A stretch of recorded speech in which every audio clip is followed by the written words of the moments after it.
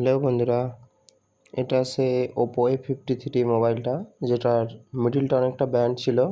এখন এটাকে মিনিমাম আমি 5 মিনিট ধরে মিডিলটাকে সোজা করেছি।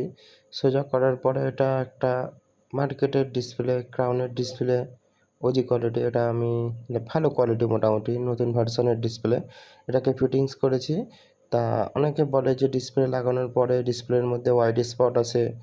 ডিসপ্লেটাকে আমি একটা হোয়াইট স্ক্রিনের মধ্যে নিয়ে যাচ্ছি, আপনারা দেখতে পারবেন যে এর মধ্যে কোনো রকম হোয়াইট স্পট এসছে কিনা।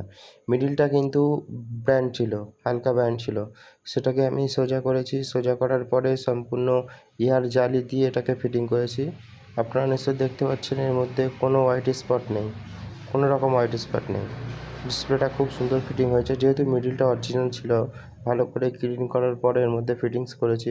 কোনো সমস্যা, কোনো কিছু হয়নি, কোনো হোয়াইট স্পট কিছু আসেনি। ভালোভাবে ফিটিং করলে কখনো হোয়াইট স্পট আসে না, যতই কমা ডিসপ্লে হোক।